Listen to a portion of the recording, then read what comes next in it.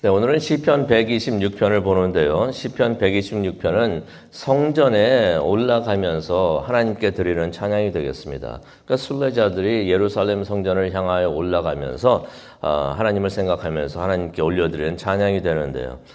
찬양에는 여러 주제가 있을 수 있지만은 오늘 이 시편 126편의 주제는 회복이 되겠습니다. restoration, 회복이 되겠습니다. 그런 생각이 듭니다. 어려운 일을 당하고 있는 사람들, 시련을 당하고 있는 사람들, 고난을 당하고 있는 사람들에게 회복이라는 것은 간절한 마음의 소원이 아닐까 그렇게 생각을 해봅니다. 그러면서 생각이 나는 것이 시편 40편이 생각이 났습니다. 시편 40편은 다윗의 시입니다. 무슨 일인지는 모르지만 다윗이 무척이나 힘들었던 일을 겪었던 것입니다. 그래서 그 문제의 해결을 위해서 다윗이 기도하고 또 기도하고 계속해서 기도했던 것을 우리가 성경을 통해서 봅니다. 기도하면서 하나님의 응답을 기다린 것입니다. 그런데 응답이 없어요. 그래서 다윗이 참고 또 참으면서 또 계속해서 기다리면서 하나님께 기도하고 또 하나님의 응답을 기다렸던 것입니다.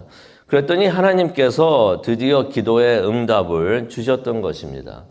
그 응답을 받았을 때 다윗의 마음이 어떠했을까요? 시편 40편에 그것을 설명을 하고 있죠. 어려운 일을 당해가지고 힘들어할 때는 마치 밑이 없는 웅덩이에 계속해서 빠지는 것 같았는데 또 진흙탕 속에서 빠져나오지 못하는 것 같았는데 갑자기 하나님께서 그 기도에 응답을 해 주시니까 자신을 진흙탕에서 빼어내어 주시는 것 같다라고서 말을 하고 있습니다. 또 웅덩이에서 계속해서 빠지고 있는 것 같았는데 하나님께서 그가 설 수 있도록 반석을 주시고 바위를 주셨다라고서 그렇게 고백하는 것을 우리가 보게 됩니다. 그때 다윗이 이렇게 표현을 합니다. 하나님께서 내 입에 새 노래를 넣어주셨다라는 말을 합니다. 다윗이 그런 회복의 구원의 기도의 응답을 받으면서 회복을 하게 되니까 자신도 모르는 사이에 입에서 찬양이 나오고 하나님을 노래했던 그것을 기록을 하고 있는 것입니다. 하나님께서 회복해 주실 때 우리의 입술에 기쁨의 찬양이 넘쳐날 줄로 믿습니다. 하나님께서 새로운 찬양을 주시는 것이에요. 새로운 찬양이라는 것은 모르는 찬양을 새롭게 알게 됐다는 것이 아니라 새로운 마음으로 이전에는 이게 이런 뜻인 줄을 몰랐는데 새로운 마음으로 기쁜 마음으로 하나님께 찬양을 하게 됐다라고 고백을 하는 것입니다. 회복이라는 것은 이런 것이 아닌가 생각을 해봅니다. 과정은 힘들어도 결국에는 기쁨이 있는 것. 이것이 회복인데 이것을 우리가 간절하게 또 바라고 있는 분들도 계시고 또 그것을 위해서 기도하는 줄로 믿습니다. 시편 126편은 회복을 꿈꾸는 그런 회복을 꿈꾸는 시편 저자의 마음이 담겨 있는 시편이라고 우리가 생각을 하고 또 이것을 읽으면 좋을 것 같습니다. 간절한 마음으로 기도의 응답을 기다리고 있는 그래서 하나님께서 주시는 회복, 영적 회복 또 모든 일의 회복, 완전한 회복을 꿈꾸는 그러한 찬양이 되겠습니다. 이것이 오늘 우리가 하나님 앞에 나와서 기도하는데 찬양도 하고 말씀도 듣고 결국에는 우리가 기도하러 나왔는데 그 기도를 통해서 이런 회복이 우리 모두에게 이루어지고 또 이런 기도가 우리의 기도가 되기를 간절히 바랍니다. 시편 126편은 어느 시대를 배경으로 했는지 알 수가 없습니다. 정확히 알 수가 없어요. 1절을 보니까 이런 말씀이 있습니다. 여호와께서 시온의 포로를 돌려보내실 때라고 성경은 말을 하고 있습니다. 여기 포로들이라고 하니까 바벨론에서 70년간 포로 생활을 하다가 예루살렘에 돌아와 가지고 성전을 재건하게 되는 그땐가 보다라는 생각이 듭니다. 근데 문제는 여기서 한국 성경에 보면은 시온의 포로라고 나와 있는데 그 포로에다가 동그라미 치시기 바랍니다. 이 포로라는 단어가 운명, fortune. 그래서 영어 성경에 보면은 반은 이게 포로라고도 돼 있기도 하지만은 반은 그냥 fortune이라고도 번역이 되어 있어요. 이 단어가 포로라고도 번역이 될 수 있지만은 그냥 나의 운명, 나의 상황 그것으로도 이게 해석이 될 수가 있는 것이에요. 그래서 많은 영어 성경 ESV나 NIV도 제가 보니까 어떻게 설명이 되어 있냐면 포로라고 해석을 하지 않고 이것을 운명, 나의 상황, 그것으로 이렇게 번역을 하고 있는 것이에요. 그래서 이 시편 저자가 뭘 말하고 있냐면, 시온의 포로를 돌려보내실 때라고도 번역을 할 수가 있지만은, 나의 상황을 회복시켜 주실 때라고도 이것이, 번역이 가능한 것입니다. 만약 이것을 운명이나 상황이나 그렇게 본다면 이게 어느 시대인지 이게 가늠하기가 정말로 힘든 것이에요. 하지만 오늘 말씀을 보게 되면은 이게 성전 재건 때 포로기를 지난 다음에 포로들이 돌아와서 성전 재건 때에 이것이 지어진 것이구나, 그런 배경을 둔 시편이구나 하는 것을 우리가 좀 더 생각을 할 수가 있는데, 그런 내용으로 한번 오늘 내용을 한번 보도록 하겠습니다. 시편 저자가 1절을 보니까 여호와께서 시온의 포로들을 다시 데려오실 때 우리가 꿈꾸는 것 같았다라고 말을 하고 있습니다. 바벨론에 있다가 70년 만에 돌아오니까 이것이 꿈 같았다는 것입니다. 이제 회복이 되는구나, 회복의 시간이 돌아왔구나 하면서 이게 정말로 꿈꾸는 것 같았다라고 말을 합니다. 솔직히 포로들의 귀환은 이미 선지자 이사야하고 예레미야를 통해서 예언이 되었던 사실입니다. 이 사람들이 몰랐을 리가 없어요. 70년 되면서 이때쯤에서 하나님께서 회복시켜 주실 텐데, 지금은 회복시켜 주시는 그때일 때인데 하면서 이스라엘 사람들이 기대도 했을 것입니다. 근데 그럼에도 불구하고 실제로 그런 일이 일어나니까 모두들 놀라하면서 기뻐했다는 것이에요. 그래가지고 1절에 있는 표현이 어떤 표현이냐면, 모든 것이 마치 꿈 같았습니다 라고 말을 하는 것입니다. 믿어지지가 않았습니다. 기대는 했었고 고대도 했었고 기도도 했었는데, 근데 막상 이 일이 일어나니까, 막상 우리가 고향 이스라엘에 돌아와서 성전을 지으면서 또 도시를 지으면서 하나님을 예배하게 된다니 이건 정말 꿈 같습니다, 믿어지지가 않습니다 라고 표현을 하는 것입니다. 그도 그럴 것이, 유대 사람들이, 이스라엘 사람들이 바벨론에 있을 때 나중에 또 페르시아가 됐죠. 포로 생활을 할 때 무척이나 고생을 했어요. 그래가지고 시편 137편 우리가 보게 되지만은, 시편 137편을 보게 되면은 이 시편 137편이 70년대, 우리 전부 다 70년대 살았네요. 70년대를 산 사람들에게는 유명한 미국 가수, 유로피언 가수의 노래로서 우리가 더 잘 알고 있는데, 시편 137편 그 내용이 어떤 내용이 나오냐면은, 우리가 바벨론 강가에서 시온을 생각하면서 울었다라는 내용이 나옵니다. 그 포로 생활을 하고 있을 때 그 생활이 얼마나 힘들었으면은 시간이 될 때마다 바벨론 강가에 나와가지고 울었다.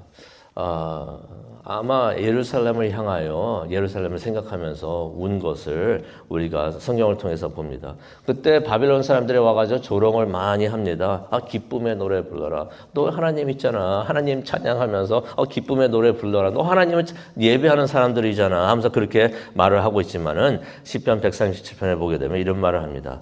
우리가 이방 땅에서 어찌 여호와의 노래를 부를 수 있을까? 기뻐하는 노래를, 기쁨으로 찬양을 못하겠다라는 그러한 시편이 있습니다. 그렇게 바벨론에서 포로 생활을 하고 있을 때 그만큼 힘들었던 것이에요. 근데 막상 예루살렘에 돌아와서 보니까 그러면서 그렇게 힘든 생활을 하면서 그렇게 고향에 돌아가고 싶었는데, 그런데 막상 예루살렘에 돌아와 보니까, 그래가지고 무너진 성전을 다시 건축하게 되니까 뭐라고 표현을 합니까? 우리가 2절을 볼 수가 있는데, 우리의 입에는 웃음이 가득하고 우리의 혀에는 찬양이 가득했다라는 표현을 하는 것을 우리가 보게 됩니다.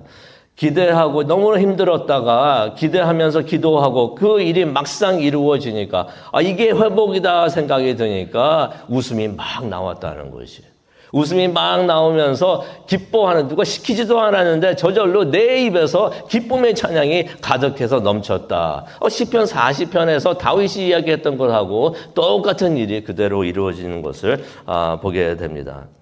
솔직히 70년의 포로 생활 끝에 해방이라니, 이거 정말 꿈 같은 이야기입니다. 그것도 가만히 생각을 해보세요. 이방인 바사의 왕, 페르시아의 왕 고레스가 예루살렘을 재건하라고 이스라엘 사람들을 그냥 돌려보내준 것이에요. 그걸 돌려보내달라고 요청을 했던 것도 아니고, 페르시아 새로운 왕국의 왕 고레스가 왕이 되더니 그냥 있다가 갑자기 내가 이런 하나님의 계시를 받았다 하면서 그냥 돌려보내줬던 것입니다. 그러니 이게 말이 한다는 것이에요. 또 이것을 본 이방인들도 한결같이 같은 말을 합니다. 2절에 보니까 여호와께서 그들을 위해서 큰 일을 행하셨다. 이방인들까지도 이런 말을 하는 것입니다. 그런데 가만히 생각해 보면 이것도 말이 안 됩니다. 하나님을 모르는 사람들이 어떻게 하나님께 영광을 돌리는 그런 말을 할 수가 있을까요? 이스라엘 사람들이 돌아가게 되었는데 이것을 어떻게 표현하냐면은 하나님께서 이스라엘 백성들을 위해서 큰 일을 하셨구나. 그런 말을 하고 있었던 것을 성경에서 기록을 하고 있는 것입니다. 말이 안 되는 일들이 계속해서 일어나고 있는 것이에요. 우리가 잘 알고 있죠. 말이 안 되는 일이 우리 삶에서 일어날 때 이것은 누가 하신 일? 하나님이 하셨구나. 우리가 이것을 깨닫기를 원합니다. 이 모든 것들이 하나님이 하셨다 하는 것을 이렇게 표현을 하는 것입니다. 이방인들도 이렇게 일어나는 일들을 보면서 다 놀랐는데 이스라엘 백성들의 마음은 어떠했을까? 처음에는 어리둥절했습니다. 이게 꿈인가 생시인가 마치 꿈 같았다라고 말을 하는데 정신을 차려다 보니까 놀람이 기쁨이 되었던 것이에요. 그러면서 하나님께 감사하게 되었던 것입니다. 그래서 3절을 보면은 이스라엘 백성들도 정신을 차리고 보니까 이거 하나님께 감사할 일이구나. 그러면서 이제 하나님을 찬양을 합니다. 뭐라고 말을 합니까? 여호와께서 우리를 위해 큰 일을 하셨습니다. 우리가 이런 찬양을 또 감사를 하나님께 기도를 드릴 수 있는 우리 모두가 되기를 원합니다. 하나님이 하신 일을 하나님이 하셨다라고 우리가 하나님께 찬양을 올려드리는 게 이게 하나님께 큰 영광이 되는 줄로 믿습니다. 우리가 하나님 앞에서 기뻐할 때 그게 하나님께 영광이 되는 줄로 믿습니다. 하나님이 그런 우리를 보시면서 기뻐하시게 되는 것이에요. 우리가 하나님 앞에서 기뻐하지 않고 찬양하지 않는 거 하나님 보시기 때 하나님 마음에 얼마나 그것이 안 좋을까. 근데 우리가 하나님 앞에서 하나님 좋습니다. 감사합니다. 이거 다 하나님이 하셨습니다 하면서 하나님 앞에서 기뻐할 때 그 기쁨 자체가 하나님 보시기에 영광이 되는 줄로 믿습니다. 하나님을 기쁘시게 하는 게 우리의 하나님에게 영광을 돌리는 일. 우리가 하나님 영광 받으시옵소서라고 말을 하는데 어떻게 영광을 돌릴 수 있는가? 하나님 앞에서 기뻐하면 되는 것이에요. 하나님 앞에서 웃으면서 하나님 감사합니다. 감사하는 게 하나님에게 영광이 될 줄로 믿습니다. 그런데 그랬던 이스라엘 백성들이 이제 가나안에 돌아와 가지고 기도를 합니다. 그 기도가 4절에 나와 있어요. 근데 4절을 한번 보기를 원합니다. 4절을 보니까 이런 기도를 합니다. 여호와여, 포로된 우리를 회복시켜 주소서. 아니 예루살렘에 돌아왔는데 무슨 또 회복을 말하고 있는 것인가? 이전에 말씀드렸던 것처럼 이 포로라는 단어가 형편이라고 해석이 될 수가 있고 운명이라고도 번역이 가능합니다. 그렇다면 여기서 어떤 기도를 하고 있는가? 나의 형편을 회복시켜 주시옵소서. 나의 상황을 회복시켜 주시옵소서. 아니면은 포로된 우리를 회복시켜 주시옵소서. 아니 다 회복돼가지고 돌아왔는데 그래서 기뻐하면서 감사하면서 찬양까지 했는데 갑자기 무슨 또 회복이란 말인가. 가나안에 돌아와 보니까 요즘 말로 젊은 사람들이 하는 말로 현타가 왔던 것이. 현실 자각 타임이라고 그러죠. 모든 게 다 꿈 같았는데 이제 다 회복됐다고 생각해가지고 모든 게 다 꿈 같았는데 고향에 돌아와 보니까 현실감을 느끼게 되었다는 것입니다. 성전을 재건하기 위해서 돌아왔어요. 야, 이게 꿈인가 생시인가. 너무 기뻐가지고 찬양하면서 막 서로 웃으면서 그냥 막 성전 재건을 하고 있었는데 돌아와서 보니까 그곳에서도 어려움과 시련이 있었다는 것이에요. 그 내용은 우리가 잘 알고 있기 때문에 제가 자세히 설명을 안 드리는데 많은 그 주위에 있었던 이방인들로부터 비방이 있었습니다. 그러면서 많은 시련을 겪었던 것이에요. 결국 이스라엘 사람들 돌아왔는데 예루살렘에 돌아왔는데 회복됐다고 생각했는데 거기서도 실망이 있고 낙심을 하고 있었던 것을 깨달았던 것입니다. 그러면서 깨닫게 되었는데 회복됐다고 생각했는데 회복 완전히 된 게 아니었구나. 그래서 기도를 합니다. 하나님 완전히 계속해서 회복시켜 주시옵소서. 그게 바로 그들의 기도였던 것입니다. 4절에 있는 말씀이 우리를 계속해서 회복시켜 주시옵소서, 우리를 완전히 회복시켜 주시옵소서라고 기도하는 것을 우리가 보게 됩니다. 그런데 하나님께서 그 기도를 응답해 주셨던 것 같습니다. 주신 것을 또 우리가 역사를 통해서 봅니다. 아마 하나님께서 내가 너희에게 회복시켜 준다고 했던 그 약속 내가 반드시 이루어 준다라고서 하나님께서 확인을 시켜 주신 것 같아요.